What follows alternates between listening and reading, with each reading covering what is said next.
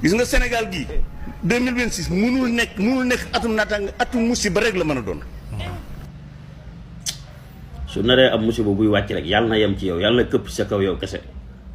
kii gis nga ni ñuy def xaj yu bon yooyu yu soxor yooyu noonu ci mbedd mi di takk seen gémmiñ yi wala ñu leen di solal ay masque pour ñu bañ a màttaate kii noonu la ñu war a def gémmiñ gi parce que kii kasu safu ko dara safu ko. yow yàlla moom àdduna nga xam ni yàlla nee na bu dul woon xale yu ndaw yi nga xam ne ñi ngi jàng alxuraan ci àdduna bii ba léegi raafal naa àdduna te Sénégal kenn ëppalewu leen ci loolu li fi wàcc ay kaamil ci ay xale kenn xamul lu mu doy yow nga naan musiba 2026 bi yàlla nay wàcc ci.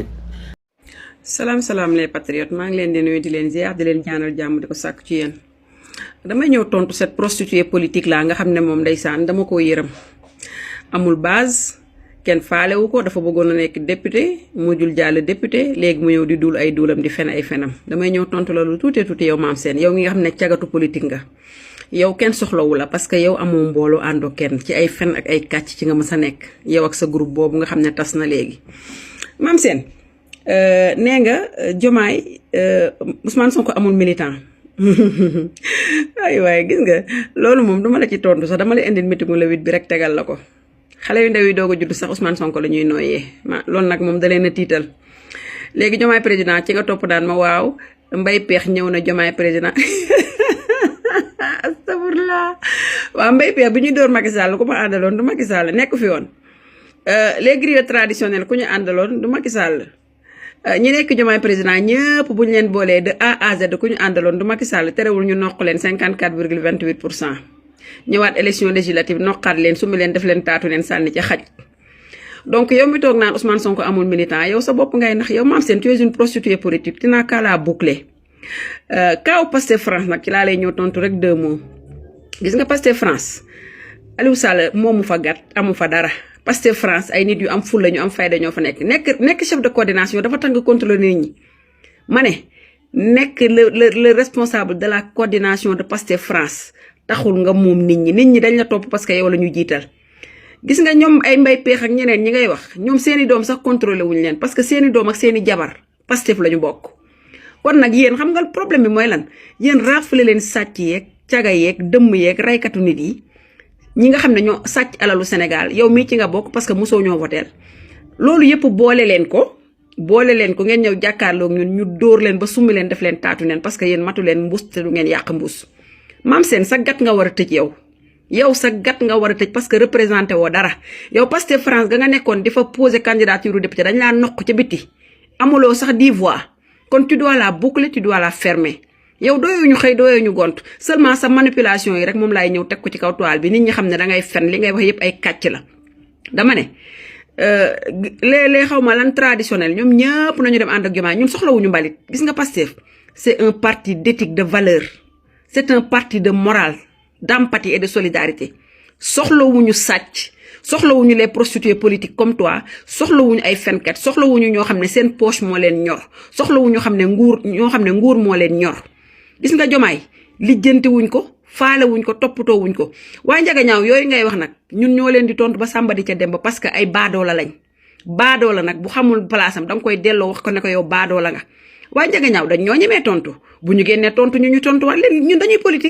dañuy politique ku tudd suñu leader ñu dugg sa caaya baay buddi say cokk benn par benn ñun foofu la ñu tolloog yéen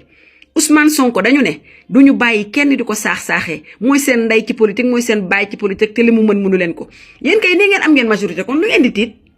yéen nee ngeen am ngeen majorité Sénégal man lu ngeen di tiit ak lu ngeen di rëppi ak lu ngeen di bari wax laa bëgg a xam Diomaye président ngir yàlla affirmé wu leen rek ngeen wàcc sur le terrain politique jàkkaarloog ñun noonu rek lañ leen di laaj affirmé wu leen ngeen wàcc sur le terrain politique jàkkaarloog ñun ragaluñu dawuñu delluwuñu ginnaaw de Ousmane Sonko amul militant waaw amul militant musta am militant musta gagné élection musta joxoñ kenn mu falu waaye 2029 de mooy borom 2027 ñu def ko confirmé ko 2029 ñu ñëw fal ko président yow nag sa xol dina dagg ndax fi mu toll nii caga politique nga ci ca panel yi ngay amee parce que boo waxul kenn du la fay dangaa encaissé avance moo tax il faut nga wax une prostituée politique moom bu noppee day lak day bu noppee dootul fayeeku donc yow ku lekk avance il faut nga wax il faut nga génn wax Diomaye président bi ngay campagnal nag nee nga Pastef France loolu moom waa Pastef France dinañ la tontu nee nga Pastef France Ousmane Sonko am fa militant ay fen yu gën a rëy de mënut a weesu lii ndax barki démb rek ba ñu wootee seen réunion ña fa nekkoon gis nañ saal ba dafa fees dell barki démb rek laa la wax France moom Italie Espagne États-Unis ak yeneen dëkk yëpp Diomaye mënu faa am 10 militants yu mat yow wan ñu sa coalition yow génneel ñi nga àndal wooteel réunion yow wooteel réunion maam seen yow mi nga xam ne nee nga coalition Diomaye nga bokk créer coalition Diomaye France nga woote réunion nga xool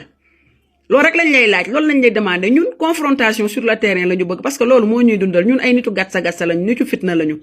ñun ay nitu fitna lañu comme loolu ngeen wax ay nitu fitna lañu ñun gatsa gatsa moo ñuy dundal ñàkk jom yow mi nga xam ne foo dem ñu dàq la amoo valeur amoo éthique yow da ngay référence fenn yow doo référence fenn maam seet kon da nga war a tëj sa gat Ousmane Sonko nag dañu bëgg nga ŋaaŋ mu wadd ndax yow sa gémmiñ dafa tilim dafa xasaw dafa salte Ousmane Sonko du sa morom patriote du sa duñu sa morom yow boo li ngay wax da ngay génn taxaw biir Paris nga wax Pastef France amul militant génnal nga taxaw Paris nga wax ko nañ la noq ba def la taatu neen ñàkk jom mais mu naan Diomaye président waaw yow de di nga dee parce que sa poste député boobu ñu la xañ moo tax ngay bëgg a dee yow kan nga mën a représenter sax yow ci diaspora bi yow loo doon ci diaspora bay représenter kenn ma va te faire foutre. gars yi li Trump def Venezuela tiitalu leen man de tiital na ma yow nga dem ci dëkkub jàmbur def fa intervention militaire ni coppe président bi ak sa femme yóbbu biir Amérique ba pare di contrôler dëkk bi ñun africains yi war nañ ci poser wu la question de rawatina ñun sénégalais yi. billaay damay wax ni Ousmane Sonko chaque jour ay idéem yàlla di ko ci jox dëgg gis nga les pays africains dañu war a opter pour le panafricanisme gis nga Afrique war a boole seen bopp gis ngeen Venezuela gee nga xamante ni moom la Trump ni coppati seen président bi yóbbu moo ëpp Sénégal seen population bi ñoo ëpp Sénégal seen superficie moo ëpp Sénégal. moo tax man la amul benn pays africain boo xamante ni mën na rivaliser avec un grand puissance. looloo waral ñu war a boole suñu bopp am territoire bu yaatu am population bu takku. ndax lii xew Venezuela. dégg ngeen administration Trump bi nee na pareegun te ma ngay avertir yeneen pays ya lu ci mel ni Mexique ay Cuba ay Colombie yooyu noonu mais nag ay du yem ci boppu borom. lii di xew ci Amérique latine mais ay du yem ci bopp borom de mën na jékki-jékki Afrique yàlla bul ca yegg nag. en tout cas waxuma Sénégal rek de mais Afrique war nañu gën a jox bopp Ousmane Sonko ñu préparé wu nag à l'avenir ndax grande puissance yi ànduñoo kenn fu seen intérêt nekk ña nga fa. waaye fu seen intérêt menacé wu gis ngeen ni Amérique def Venezuela tuumal na président bi dem takk ko ba mu dëgër këcc yóbbu biir Amérique. gars yi. Amérique dañu dem capturer Nicolas Maduro bu Venezuela muy président bi ak jabaram ñoom ñaar ñëpp lañ jël yóbbu leen fële ca Amérique fas yéene leen jugé mais loolu ñu ngi ciy dégg façon wax bu nekk ci ay influenceurs wala soi-disant ñu ci jëkkati ay kàddu comme quoi que Amérique moom da ngay am ak moom jàmm wala ñu dem jëlee ji la sa dëkk yóbbu la loolu c'est faux loolu amul. Amérique balaa am laa song da koy leer ni processus bi mu teg maanaam réussir na ko ba pare mooy lan mooy fexe na ba jaxase la yow ak sa propre population fexe na ba sa population yow joxatuñ la bopp li ngeen di wax noonu di jël AES ñoom Ibrahima Traoré di nga comparer ak Venezuela du benn déjà position géographique yi du benn Venezuela ci tànku États-Unis la nekk ba pare Venezuela dem di coopérer ak ñoo xam te ay ennemis jurés États-Unis lañ ba pare Venezuela affaire narcotrafiquant bi dafa bëri trop di influencer biir Amérique di gars yi di jaar foofu noonu di dugg foofu noonu ay Pérou ay Colombie ay yooyu buñ bëggee jaarale seen drogue bi seen bar bi Venezuela lañ koy jaarale avec bien sûr kii pétrole bi nga xamante ni dafa am jamono bii nii parce que Venezuela dund bi dafa metti pétrole bi niñ ko doon exploité bu ñu kon amatul prix ya nga xamante ne ni moom moo fa fekkoon Hugo Chavez mu amoon favoritisme mu amoon possibilité doon jaayee ay $100 et quelques baril tey pétrole bi mu ngi si ba $30 ba pare production bu fa mën a bari ba nga xamante ni dina maintenir aujourd'hui seen dund amatu fa déjà yooyu noonu yëpp ay mbir la yoo xamante ne nii Nicolas Maduro bi mu ñëwee fexewul diversifier fexewul jël ay responsabilités am jéem a defar économie vénézuélienne bi mais dafa nekk ci yeneen. donc yooyu noonu yëpp dafa bokk ci li nga xamante ni dafa favoriser population bi génn ci moom amatul yaakaar ci moom loolu nag guerre hybride naam américains yi def nañ ko teg nañ seen stratégie pour sanctionner ko économiquement mënul leb ci international yi aussi wala boog Venezuela bu bëggee leb ay taux yu ngande lañ koy tegal sur la table ak yeneen yoo xamante ni Amérique da ko mettre en place ba pare di ko seetaan ak bu ma fàttewul média yi nga xamante ni duñu concentré wu ci lan la Amérique def Venezuela embargo yooyu noonu ak yi muy def noonu mais dañu concentré wu ci vénézuéliens yi lan la ñuy dund ci métti pauvreté et cetera loolu dafa gën a emporter population bi seen xol di laaj ci ki nga xamante ni moom moo fa nekk muy Nicolas Maduro. donc Amérique buñ la songee te amoo ci sa ginnaaw sa population mais vite fait yii rek lay mujjee jur. ak yeneen détails yu mu fi mën a expliquer mais vidéo bi dafay gudd. teg si bu ma fàtte làmmiñam bu mu jël teg ko si marché bi lu nekk mu yekk ko États-Unis yow ñoo xam ne ñoo la ëpp doole fuuf nit booy xeex ak ku la ëpp doole da ngay xam ne ngay comporter da ngay ànd ak discipline da ngay yaru ba pare xam am ay stratégie yooyu noonu yëpp mu nekk ci erreur yooyu yëpp mu def ko mais saa yi li ko dal nii moom da ci am part de responsabilité bu ngande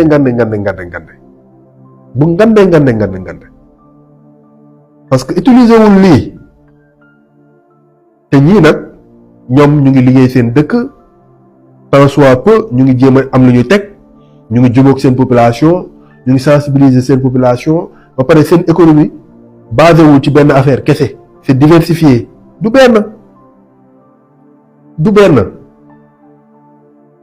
fii benn dëkk mënu fi jug song fi benn dëkk comme ça nii même Libye biñ koy song c'était vraiment bien préparé dans le long terme fexe nañ ba jaxase guide bi ak population la majeure partie de sa population génnoon nañ ci moom ba pare parce que comprendre ñu woon aujourd'hui avec l'avènement des réseaux sociaux interconnectivité beeg yooyu noonu moo tax ñun ñu si bare ñu comprendre seen yenn stratégie yi ni ñu koy defee li nga xamante ni nag loolu la Amérique def diggante moom ak Maduro mi loolu la fa waroon demee diggante Zelensky ak Russie mënoon nañ ko capturer mais lu tax mënuñu ko woon capturer parce que Zelensky am na certainement soutien population benn instant ak soutien américain yi occidentaux yi plus que ça même moo tax mënuñu ko woon dara mais kii amul yenn soutien yooyu noonu gars yi ay coopération rek lañ defoon nii économiquement parlant nii mais l'enjeu n'était pas si kii moom nag mu dugg si kàmb boo xamante ne ni mënu fa génnee boppam moo ko indil lii nii yëpp voilà donc buñ fi nekk naan ay dañuy comparer AES ak ci bokkuñu sax ni ñu féetee Amérique ñii il représente moins de danger pour l'Amérique mais kii si tànku Amérique la nekk dirigez un peu votre kii. taxawaay ba da ngeen ko yéex a taxawee parce que xëccoo na seen mairie boobu ay yoon ngeen xañ ko jox ko jigéen buy jaayut crème glace xaw ma ndoxum glace moo tax yéex ngeen ko jàppale te seen njàppale ci moom intérêt moo ko lal intérêt lañ ci gis dafa yéex intérêt noonu rek intérêt mais nag dafa am loo xam ne nit mënu ko dindi bi ilaa yawmi diin loolu mbiru yàlla la booy xëccoog yàlla nag da ngay sonn bi ilaa yawmi diin doo am ndam mukk kiy fale mu ngi fi di exister di dund di nooy di dem ak ñëw di liggéeyal réew mi jub sàccul duggul ci lu mu warta dugg deful lu mu warta def mu ngi fi di exister ki nga xam ne mooy joxoñkat bi ki yàlla teg liy fale ci loxoom mu ngi fi di dund kenn mënul dindin ne Diomaye Ousmane Sonko moo ko joxoñ mu falu kenn mënu ko dindi kenn nag sonn rek ku neex nag nga wax lu la neex ku neex nga ragg sa doom ba mu set wecc nga tëral diw puudar def lu la neex n'empêche que li am na ba pare kenn mënu ko dindi kenn mënu ko raxas waaw parce que dafa yemul ci moom sax pal googu dafa yemul ci moom dafa law ci ku ne la fi fal ku ne kon loolu kenn mënu ko dindi kenn mënu ko raxas mooy li am nangu dogal nag noppal sa bopp la da ngeen koy utal deuxième mandat nañu dem yaakaar naa ne ki génn di def tournée kenn xoolu la foogu ma ne ku la xoolul dina la votel ku la xoolul fooy dugg fooy génn kooku du la votel deuxième mandat am nag mu ngi dépendroon ci loxo mu ngi ci Ousmane Sonko ci loxol Ousmane Sonko la waroon jaar parce que Ousmane Sonko mooy ki nga xam ne amul benn kiñaan lu mu yéene boppam la yéene ñëpp kiñaan nekkul ci moom moo tax may faral di bamtuwaat ni Ousmane Sonko bu ko neexoon mu croiser ses bras ne Pastef demul élection bu ko nguuru rek taxoon jóg daf naan Pastef demul élection parce que man miñ jiital dewuma élection mais dara ñoro ko lu dul le développement du Sénégal dara ñoro ko lu dul jëm kanamu Sénégalais yi moo tax mu joxoñ baaraamam booba kenn mënu ko dindi joxoñam booba moo fi ne moo fi fal kenn président moo ci mujj fal président moo mujj ci joxoñam boobu kenn mënu ko dindi kum neex nag nga takk say rajo wax ba sa cere saf ñeex suñu yoon nekku ci ñun li ñuy wax lu ñu fekkee la lépp fi la ñu fekk macha allah yal na yàlla yokk wér sàmmuñu dafa ñu tawfeex bañ fekkee ko ay yooni yoon incha allahu noonu la koy el di defee saa su ne fal boppam jafewu ko de fal boppam jafewu ko wax kii fale kay wax dëgg yàlla bu amul gàllankoor fal boppam gàllankoor boobu du moom moo ko teg boppam ay nit a ko doon dëgg sarax ak iñaane ka soxore ka def ay mbir loolu la ñuy yëkkati teg ci kawam ñaaw teef mbon fen sos takkal tilimal lu ne lañ dëkke woon ak moom moo ko tee dem élection moo ko tee falu mais bu doon lu doon ak loolu kese fal dañ koy wax ki ëpp nit ci Sénégal ëpp mbooloo ci Sénégal nga naan mënul fal boppam loolu ay waxi kesew la sax ay waxi picc la quoi yàlla baax na li ci kanam rawuli bët mais maa xamal leen de ñaareelu mandat ci loxoom la mënoon jaar pour mu sotti il sera le seul président depuis l'existence de ce pays depuis l'indépendance de ce pays il sera le seul président bi nga xam ne benn mandat lay am abal ñu kenn mënu ci tus du ñii ma gis ñoo koy wutal deuxième mandat déjà ci lu rafetul wala li ñu dàqoon li ñu bañoon li ñu fi jële woon lañ delloosi Sénégalais yi bëggatuñ lu bon ay séddale xaalis loolu Sénégal yi talatuñ ko nekkuñ ci loolu parce que au moment où ñu lay jox xaalis say doom a ngi ci say wet di taxawaalu yor ay diplôme di taxawaalu wala ñuy dawali jakartaay ak yu kenn xamul ça n'a pas de sens amul sens li nga may jox xaalis nga utal suma doom liggéey mu may jëriñ moo ma ëppal njëriñ wax dëgg yàlla pour dire vrai kon amul sens ñuy gis ñuy génne xaalis ci ay pochette di joxe di oo nit ñi di leen corrompre mais nag kuñ ci jox xaalis jëlal lekk leen donc loolu lañ taamu foog nañ ne politique loolu moo koy doxal Ousmane Sonko accédé na au pouvoir te joxewul xaalis au contraire dañ ko daan jox xaalis Ousmane Sonko macha allah Ousmane Sonko kuy xeex ak moom da ngay xaru kuy xeex ak Ousmane Sonko te suscite da ngay xaru mooy dëgg. Il faut revenir à la raison. Bien bel vrai kat bu ngeen doon dellu si juróomi junni yoon ak téeméer ak juróom-ñeent du tax nit ñi accepté leen parce que nit ñi bëgguñ kuy war Sénégalais yi bëgguñ kuy war Sénégalais yi dañu bëgg bu ñu ànd ak yow ñu ànd ak yow ci dëgg ci fulla ci fayda ci jub naxe bañ ci am parce que li xew nii naxe la mënoo fal sa bopp say mbokk mënuñ la fal sa njaboot mënuñ la fal amul kenn ku la mën a fal ku dul Sénégalais nga ne seen biir di yërëm taloo ka defi mbir bañ fal la nga wëlbatiku jël mbir ya di ko non mais lii dafa di